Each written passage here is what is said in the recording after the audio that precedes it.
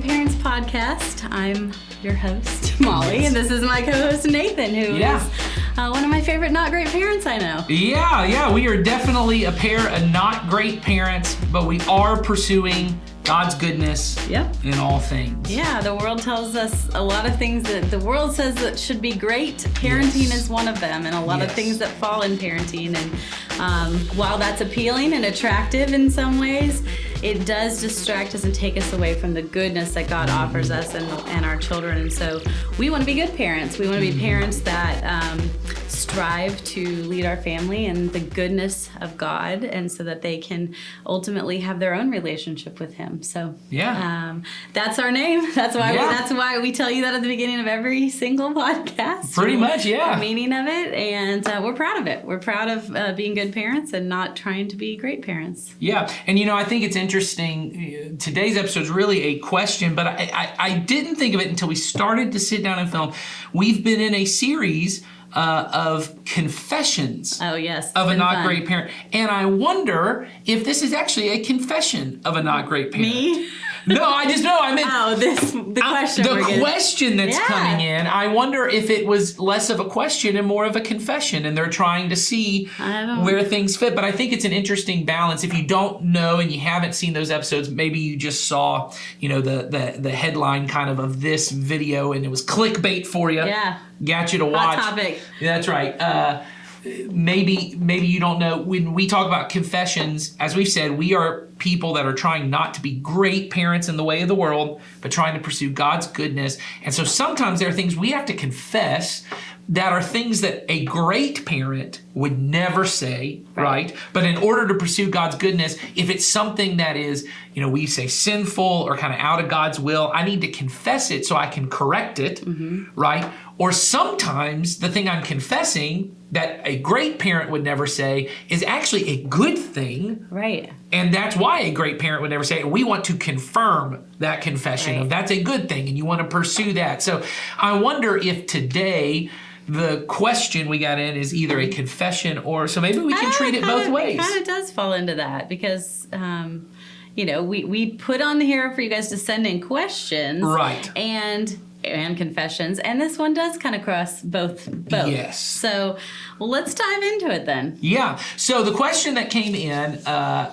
basically said, should I look/view at my child's phone or device with or without their permission, right? Okay. And then the second part of the question said, what should I do if I see something on their phone that is another child or teenager talking about self-harm, kind of expressing maybe a desire for self-harm or depression? So what do I do? So it sounds like the person potentially is already in this scenario. That's why I think it's a confession. It feels very specific. It feels very specific, which is fine. Yeah, thank you for the confession. Yes, thank you for the question. If you came up with the question without it being a confession, you really got specific for us. Yeah. We did tell people a couple of episodes ago. We said, send in your information and get specific. Yes. So maybe this is that. But either way, when I listen to that question, I think about it potentially being a couple different parts. But sure. At its core, we have a sort of social media, or I'm assuming texting, technology kind of question, which is a very popular thing that a lot of parents, are asking questions about or struggling with or feeling really good about it, depending on, it's something that all of us raising children are going to have to.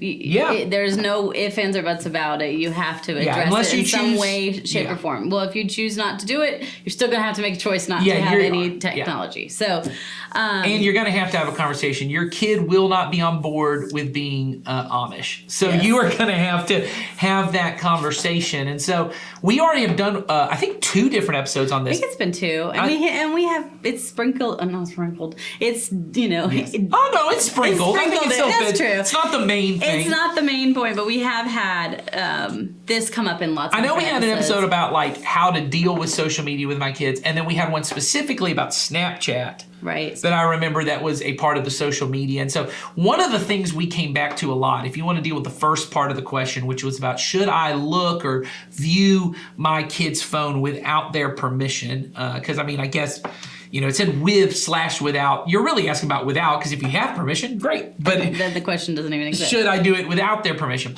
The way that we addressed it, I remember before, and I think we still very much stand by, is as many open and honest conversations as you can have with your kids is better, especially as they age, as they get into those teenage years, which is most likely when they're having this device, or certainly having a friend or someone else talking about self-harm or depression. That tends to be something that happens more in the teenage years. And so I would say I probably would not look at my kid's device without their permission outside of like an emergency situation where it needed to happen. But that is because I'm at the place where my kids don't have devices in that sense.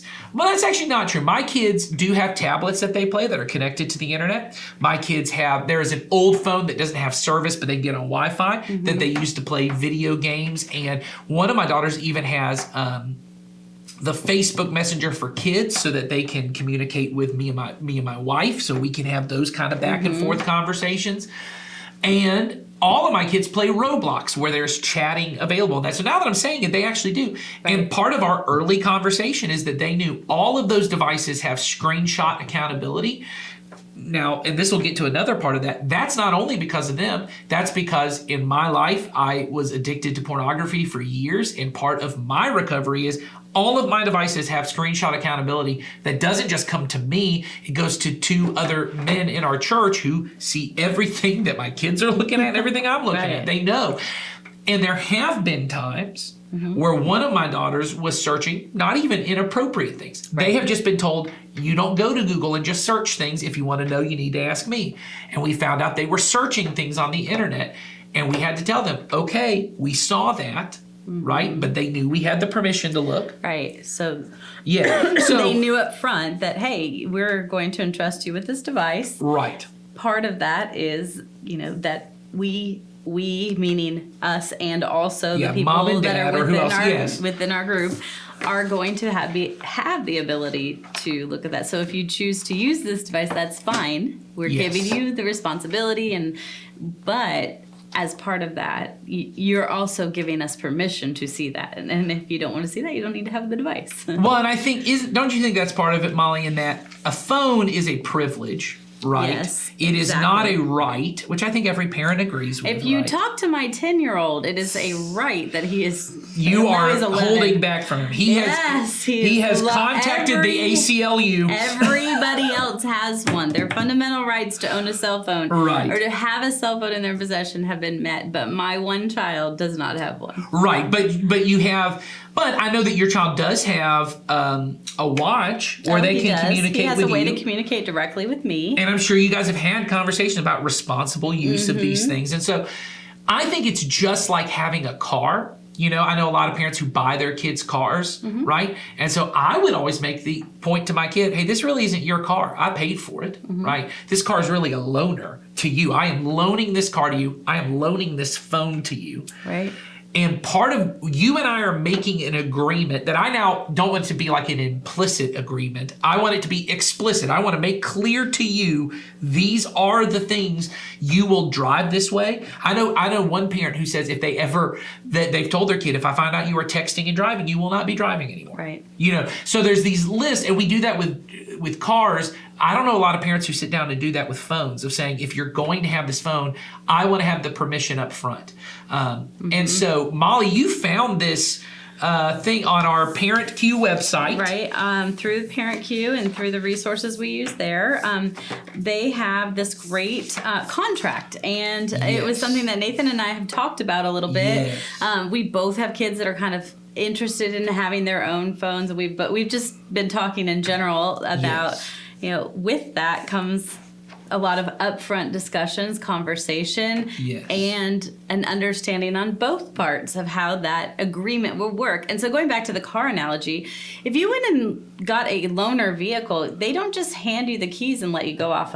Right. You actually have to make an agreement. I will take care of it in this way. You gotta have the rental agreement. And Yeah. they, in turn, agree to certain things on their Yes. part. So if we think about it like that, that's really one. It kind of takes the emotion out, right? It takes the Yes. I'm not trying to keep something from you and make it so Yes. hard for you. We both are going to come to the table and come up with an agreement. So in the Parent Q resources, there was this really great article and copy of cell phone agreements, and we're going to link that for you. Yeah. We'll link it for you in the show notes, but it's an agreement, one for the kids Yes. and one for the parents. So I'm not going to read word for word every Before single you read thing. it, let me just say this one part that I know there are parents that feel like this is too formal. I will say this, it might be too formal with a 6-year-old, which might be a reason to say, we can't have you on any device Right. at this point. But I will say this, for your teenager, here is the benefit of doing a written agreement with your teenager. You are preparing them for a world where they can understand things like a phone. We would understand there's an implicit agreement that comes along with this phone that I will use it responsibly. I will interact with other human beings through this responsibly. But when and Molly made a good point when she said her child does think of it as a right. And in some sense, I get why her child thinks that. Because at this point, the internet is basically a utility. Mm-hmm. At this point, the phone, your smartphone, is effectively a utility. They are so ingrained into the way our world works. Yeah. You know, there aren't places, I go now and I pay for things at the store with my phone. I scan their little Cash App thing or their Google Pay thing. It is now just a part of things. And so when you grow up with that, though, no one tells you how to responsibly use the water that you get, or the gas that is coming into your home, or the electricity, right? You as a parent have to sit and go, this is how it works. Well, this is the same thing. You're sitting down and going, hey, there are some just good, healthy habits. And when you are in an agreement with people, and I as your parent am a person, these are reasonable ways to behave. So I would really encourage you. In fact, once I saw this, I thought instantly, well, I'm going to sit down with my kids. They don't even have phones yet, but I'm going to sit down with the tablets they use and with the devices. Here's This a really is good great. thing. Yes. So why don't you read off first the kid part? So it's just so you know, it's written in a very positive light, right? It Yes. says getting a cell phone is a big deal, and we think you're ready for the next big step. Toward becoming responsible with technology. That's great. We're saying to the child, we trust Yes. you. We want you Yes. to have this. You will be communicating with the world in a new way. And it's a powerful tool that can be used for good. But also there can be harmful things, whether it's harmful to you or to others. So in order to keep you safe, let's agree on some guidelines for how and when you will use it. Well, and so let me add one thing, because there's no way she's going to make it through reading this without me saying stuff. Right, because there's a lot, but I'm not going to read everything. But But I will say this. I would also add, it's not just about safety for your kid. I want to always talk to my kids about how the chief things God tells us to do is to love God, love others, and to love others as ourselves. So there's really 3 components. There's loving God, and loving God looks like loving others and really loving myself well. And I think a really easy way to say that is to honor. To treat another person and treat myself like I matter. So the safety part is about honoring myself. But as she already read in the statement, you know, this can do harm to other people. And I know everyone's really worried about cyberbullying, but I don't know a lot of people that are worried that their kids are the cyberbullies. Oh, I don't think so. I think mostly people worry that their kids will be bullied or Yes. that their kids will see something inappropriate, but not that their kids... Their kid might be the one sending an inappropriate picture or asking for an inappropriate picture or saying things. One of my girls said something to one of my other daughters, and I looked at my wife and I go, oh no, she might be a mean girl. Like, she said something that was it was so cutting, which all siblings do. Yes, but I remember thinking for the first time, and the conversation I want to have to them is, this phone can do a lot of good. You could send someone a text when they're having a really bad day. Yes. You could also send them a text when they're having a really bad day and make it worse. And so it's not just the harm it can do to you, it's the harm you could do to others. Right. And some of this agreement really Yes. hits directly on some of Yes. those. So First point, I understand having a personal phone comes with great responsibility. I realize that I can't have full access at once, but I can earn more freedom over time. It's great. It's a Great training idea. tool, right? Which means you as the parent may want to ahead of time in your agreement, sit with them and say, here are the apps that I'm okay with you using. I'm talking about from the beginning. We still haven't gotten to the person who sent this. We're getting to you. We're getting to you, but we want to deal with everybody who's kind of at the beginning stages of this. So you might want to tell them, hey, I'm okay with these apps, but like I've told my girls don't watch YouTube, right? They can watch YouTube with me. I don't allow them to search YouTube on their own. But you can figure that out at your own age. Like you can figure out, we told our girls, if someone's watching TikTok, I don't want you to sit and watching TikTok because we don't know what's on their algorithm. You know, all of that kind of stuff, you get to pick and choose those things. Right. I will always share my passwords with my parents. This includes social media accounts. That's a really important one. And straight up front. Well, and the implicit part, which maybe gets said later, is if I have your password, that means I can look at your direct messages. That's the only reason I would need that is I can look at who's sending you messages. Through different apps, yes. Right. My parents have the right to look through my phone at any time without my permission. I know this is for my safety as I learn to make wise decisions. So signing this agreement is that permission up front. Yes, you have now gotten So now the you permission. don't get it every time along the Yes. way, okay? I will not take my phone to my room at night, but I will leave it, and then there's a blank space for you to put the location, by, and then a time. So from the get-go, you're putting in there where it's going to be and at what time, so that it is important to put that away and let your children reset at night. And the amount of kids, and this was when I was doing youth ministry, that go to bed with their phone charged up so it'll charge, but under their pillow, they're holding it in on their head so that the first thing in the morning they can check it, last thing they go before bed is watch it. And imagine if every mean thing anyone could ever say to you was accessible to you even when you were at home. Or if every girl that looked better than you did in high school, which there are a lot of girls that look better than I did. I can't imagine I can't imagine. Right.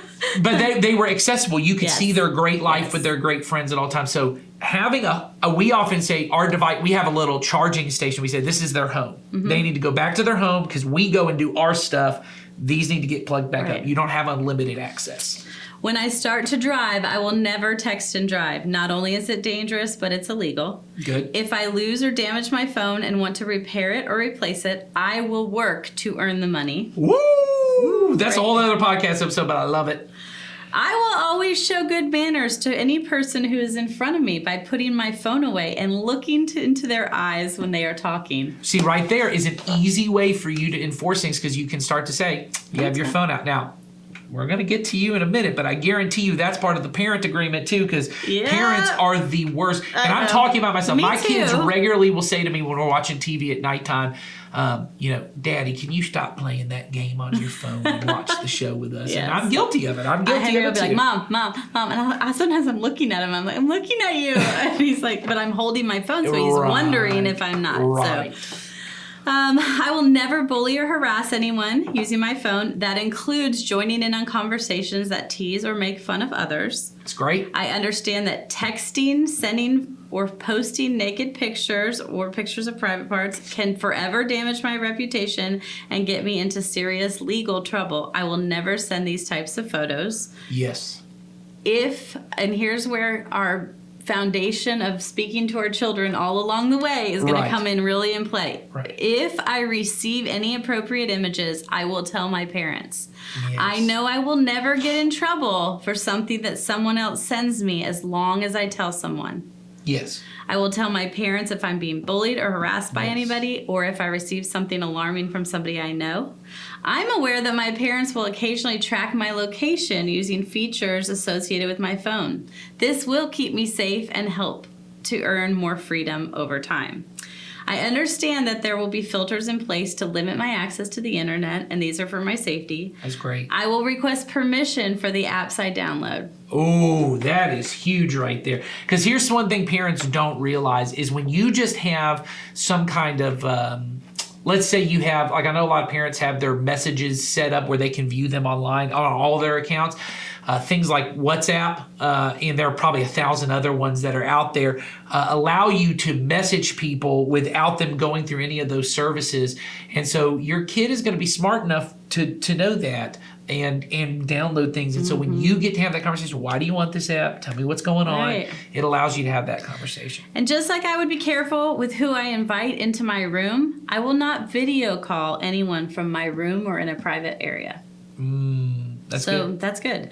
If I break this agreement, I know this phone will be taken away for a period of time until I can regain trust. And then the last point, which is my favorite, is I understand that how I use my phone will impact my future in ways I might not know.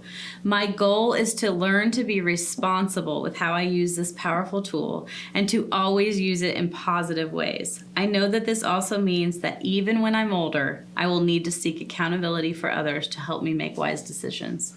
So here's the stuff I love about the end of that, that one and the other one. And I would try and even allow you to take this and try and add some things to it. One of the things I would just, in the language, or maybe you just have the conversation, is making clear all of this comes back to this is how you go from because what a great parent does, I can see how great parents could also use this. Oh, yeah.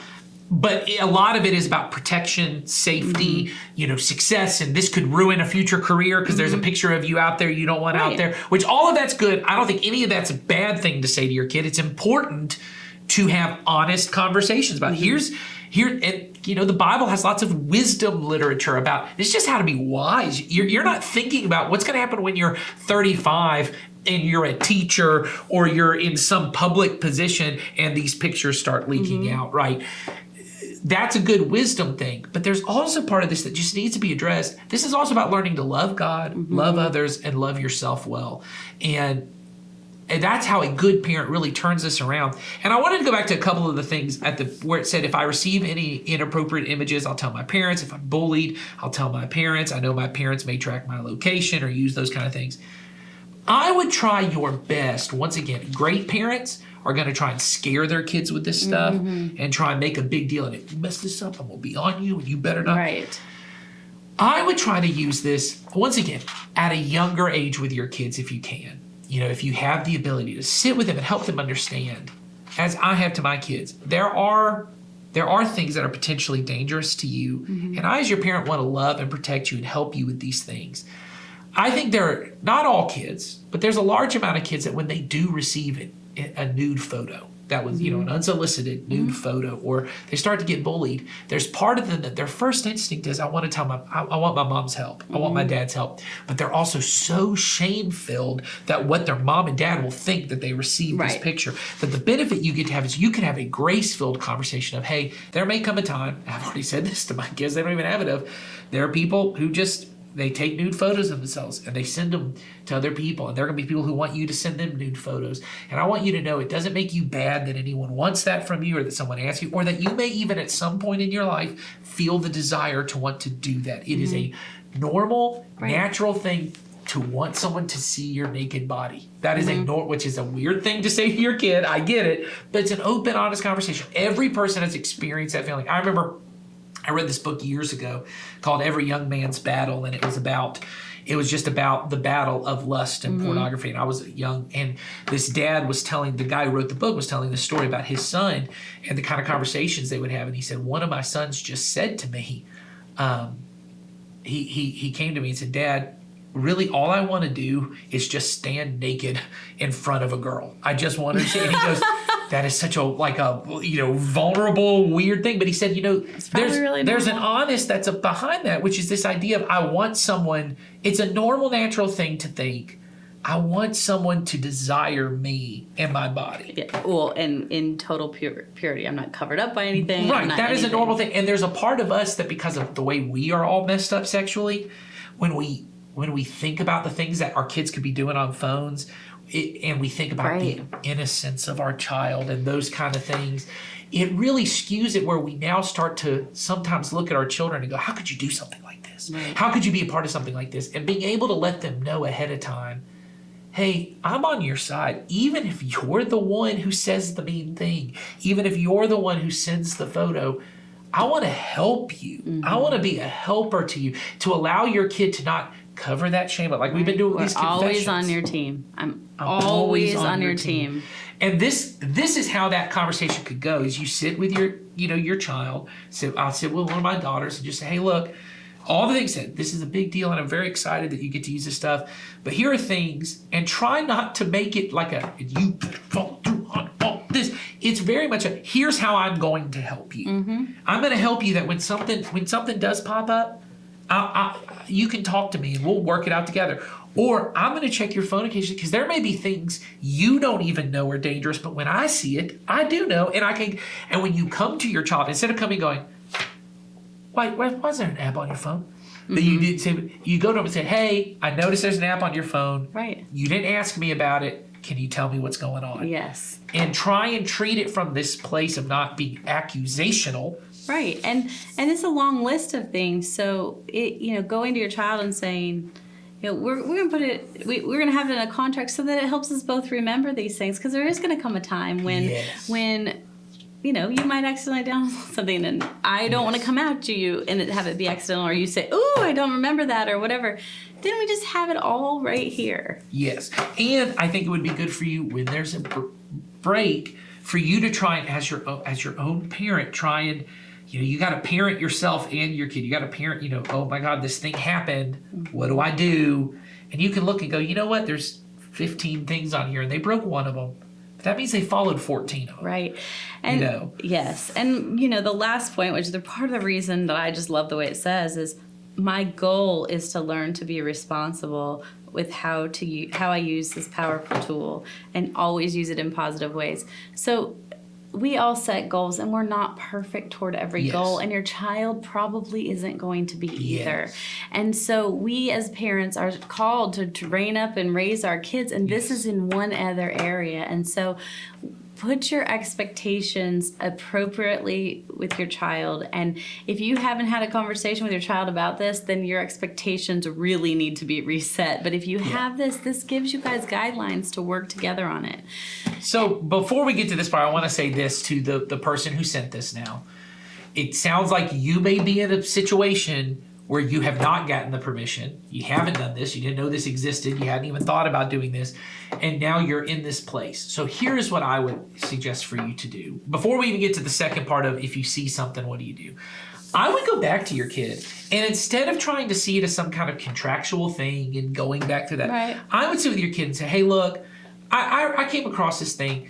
These are like good guidelines for using a phone. Can we sit and look through these and see if we can both agree to these things? Right. Because it is harder once you've given the freedom to now come in and rip it away. You're going to have the honest conversation of, I probably should have done something like this before, but I didn't know because I'm a parent, which is a great thing to say to your kid, which is, I'm learning how to do this as I go too. Right. I'm not perfect.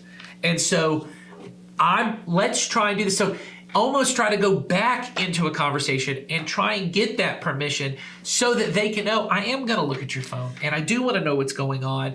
But we didn't agree to that up front, so we need to kind of have a lot of grace in working this back in. So it's not too late. And it's a great time to come to the table with your own half of the agreement. Yeah, so why don't you read the parent half? So I'll read this a little bit faster because I know we spent a lot of time on the other one. We did, but I thought it was good. Yeah, a lot of these mirror the others because if we're going to ask our children for certain things, we also need to be accountable in those ways. So I understand that when my kid gets a smartphone, they will have instant access to the world. The way I help them learn to use it responsibly by gradually earning more freedom will help keep them safe and set them up for a better future. Which is great. It keeps you from the parent going, I'm not going to give them a phone until they turn 18. It may not be good to just give it to them when they're 18 and let them run wild with it. You may want to be able to train them at younger ages on how to do it. How I use my personal phone is a model for how my kids learn to use theirs. We talk about this all the time, how we live our lives in every aspect is a model for our children. So I give blank the right to look through my phone at any time. I know this is helpful and a safeguard for me, even as an adult. I wouldn't put your child's name in there, probably. No. Another adult. Okay? Yeah, I would say maybe it's your spouse, or maybe it's, I've said this, there are men in my life who, they don't necessarily look through my phone, but they have screenshot. Every minute, there's a new screenshot of what's on my phone. And so they have the authority to see what's on there and see what's going on.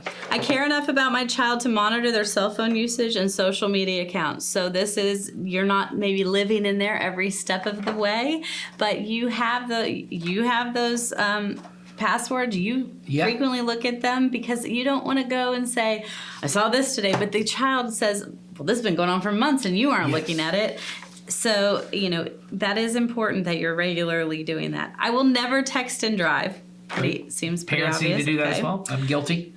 Me too, but I have a child that has told me not to, so that's always a treat. I refuse to be rude to others when using my phone, and I will prioritize face-to-face conversations, especially with my family. So if you are going to do not put a phone in your child's hand and only text them. Yes. Or only try to text them difficult conversations. Or be checking work emails at dinner. And if you're someone who, me too. If you are somebody who is mean and ugly to others on social media for any reason, probably not your best move because your child will ultimately see that. Yes. Okay, yes. And you also are agreeing to that in here. Your political posts need to stop. Make it stop. Our family will use tracking features on our devices so each family member knows where we are at all times. This is for safety and convenience. I care enough about the safety of my child to put filters in place to limit their access to the internet. I will abide by the age limitations of apps when giving my child permission to download them. So I think if it says 13 and over and I've got an 11-year-old, we're not letting we're them not get going to it. just tell I'm them. not going to lie for you. Right. And I will always work to use technology in positive ways and will continually seek accountability from others to help me make model-wise decisions. So it's great. It's a great tool. We'll post this for you guys. And like we said, you may want to make some adjustments to fit your family, but we think this is a great way. And again, to at least start the conversation. You don't have to agree to all these things because I was thinking even about the tracking thing. Like for me, I'm probably not. I don't know. I don't know what I'm gonna do once my kids are driving, but I don't track my wife. I don't know where my wife is all the time, and so I don't know that I'm gonna necessarily do that. So you don't have to take every bit of it. It gives you a model for you to look at the things and go, these are the conversations. These are the way I can have a conversation about the way our family is going to help our kids use technology in a way that helps them love God, love others, and love themselves. And you may be far down the road with your child, so we said we have to go back. So this is great up front, but it also is adaptable to use and go back with. But we just think this is a cool tool that we could all sit and try to come up with ourselves, but we have one here for you. So. Let's get to the second part. Yeah, let's get the second half of the question. So now the second half of the question, just to remind you guys, is if I did, which I might not have, but if I did look at my child's phone and there were communication between my child and another child that the other child was discussing harming themselves, what do I do? So what I would encourage you to do is first, you have to look at the situation. So what I would do, the way I said it to Molly is I said, it's easier for me to think of it because I don't know the details of this one. So I try to think of it in terms of what if, for whatever reason, I saw on a coworker's phone, like they left their phone in my office, it lights up because they got a text message alert, and I can see what it says. And what it says certainly looks like this person is having an affair, right? It looks they're crossing the line. Would I then go, well, I wasn't even supposed to see that, so I'm not going to talk to them about it. I'm just going to keep it to myself because I don't want them to accuse me of snooping. Right. What I probably would do is I would approach first the person whose phone it was, right? So in this case, it would be your teenager. For me, it would be this other person, this coworker. I would go to the coworker and say, hey, I saw this thing on your phone. You left it. Here's the situation on how it happened. We can talk later about whether I should have even seen it in the first place. But this is what it looked like. Can you help me understand what's going on? Right? And so I would start with my teenager and I would go to them and I would say, hey, I saw this on your phone. Once again, hopefully you have the agreement so you can just say to them, and remember, I'm allowed to do that, right? Or if in your case you weren't, you can say, hey, we can talk later. I'd like to talk about how we can both have better use of our phones. But right now, I want to talk about what I saw.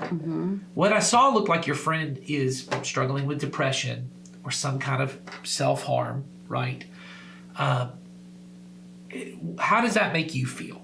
Let's start with that. Do you think that's true? Right. Start with your own child, having that conversation, getting back to that honest dialogue, Yes. and really just having a conversation. And you can say, I saw this on your phone. I know you're probably Yeah. going to be upset with me for if you're one of the parents who didn't have this all in place. Right. You might be upset with me for looking at your phone, and I understand that. But Yes. we're going to talk about that part later. But right now, help me understand what I saw. Yes. I was somewhat concerned, but let's talk about that. I want to know how you feel about it. Well, and if you go back to making the conversation about use your phone to love God, love others, and love yourself, I'm concerned really here about your ability. Really, are you thinking these things? Are you feeling these things? You didn't say those things, but I just want to know, how do you feel? How does it make you feel about your friend? Then I'd want to ask them, have you talked to your friend about this? Have you encouraged them to get help? Have you encouraged them to talk to their parents about it, right? Then I think you have this conversation, you really try and encourage your teenager to really be an advocate in the situation. Because once again, I'm assuming this is not an 8-year-old. I'm assuming it's a 14, 15, 16-year-old. Right. Really encourage them to be an advocate for their friend and really to encourage them to get involved. And then if I knew the parent, if it's someone that's in my church or I just am friends with family friend things, I would want to talk to the parent. And I would say to them, look, I don't know how it's going to make you feel that I saw this and I heard this. This is what I saw on my kid's phone. I love you and I love your kid. And I just wanted you to know because as a parent, I would want to know. Oh, I would totally want to know. Yes. And then say, is there anything I can do to help? And then I would leave it at that. Don't try to force, I think you should do this. You need to get them in counseling. You need blah, blah, blah. That's not, who cares what you think? If they didn't ask your opinion, they're not asking. Don't worry what they think of you for saying it. I mean, if you go to them and you're very loving and you're very compassionate and caring in those moments, saying, I want you to be aware of what I saw. Yes. Because I love you, and then it will be a much different conversation. But if you go in an accusatory way, or what we've talked about before, a cutting that person out kind of way, that is never going to go over as well as a loving conversation. And a big part of all of this is going to have to be, honestly, with making the agreement, with addressing something you saw on someone's phone that you weren't supposed to see or whatever. Especially with your kid, it goes back to, we're probably going to do a confession episode on this at some point, about you have to care less about what your kid thinks about you and how they feel about you than you do about what's going on with your kid and that you love them. They may be frustrated that you saw it. They may be offended. They may be that. But this is really about you trying to love your kid well. But the benefit of the agreement is it allows you to do so in a way where the relationship at least has a better chance of being intact than if you're constantly just going around without the permission, without it kind of in secret looking at your kid's phone. You get a better chance to treat them like an adult. If you're going to go about it in a secret way, you are going to find things that you don't like. And so then you are always going to get to this crossroad with your child, and you are always going to damage the relationship because it is not honest. And so and it's not how you would treat an adult. I think sometimes with our teenagers, it's hard to switch from that control to influence. And this agreement or these conversations, however you go about doing it, it is saying to the child, I trust you at the core, and I am going to, as your parent, I trust you, and I'm going to put up some guardrails to make sure that we're headed in the right direction here. And then if we're not running off the cliff, then we're going to,